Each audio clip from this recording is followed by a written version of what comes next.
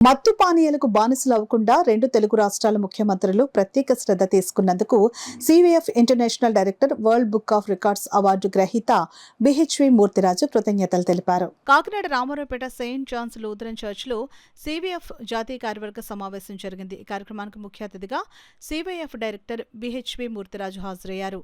ఈ సందర్భంగా మూర్తిరాజు మాట్లాడుతూ నేటి యువత మత్తుకు బానిసలవుతున్నారని, వారిని సన్మార్గంలో నడిపించడానికి రెండు తెలుగు రాష్ట్రాల ముఖ్యమంత్రులు ప్రత్యేక శ్రద్ధ తీసుకోవడంపై కృతజ్ఞతలు తెలిపారు. సివైఎఫ్ గత 29 సంవత్సరాలుగా మత్తు పానీయాలకు బానిసలైన యువతను సన్మార్గంలో నడిపించడానికి సాంఘిక, సాంస్కృతిక, ఆధ్యాత్మిక కార్యక్రమాల ద్వారా దాదాపు 10,000 మందికి పైగా కౌన్సిలింగ్ చేశామని అన్నారు. ఈ సేవను గుర్తించిన వరల్డ్ బుక్ రికార్డ్స్ సంస్థ లండన్ పార్లమెంటు వేదికగా అవార్డును అందజేసిందని అన్నారు.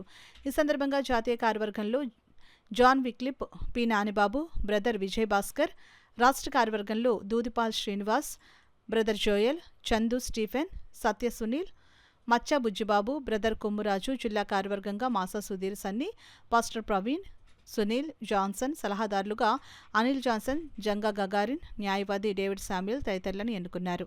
వ్యసనాల నుండి యూత్ను దూరపరచాలని వారు ప్రత్యేక నిఘా ఏర్పాటు చేశారు. మేము 27 సంవత్సరాలుగా అదే కార్యక్రమం చేస్తున్నాం. యువతను ప్రోత్సహిస్తున్నాం.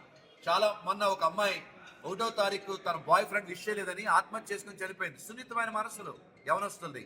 చాలా మంది ప్రేమ పేరుతో మోసపోతున్నారు, అందము కొరకు ఎగబడుతున్నారు, శరీరేచ్ఛలకు ఉర్రుగులుగుతున్నారు, వ్యసనాలకు లోనైపోతున్నారు.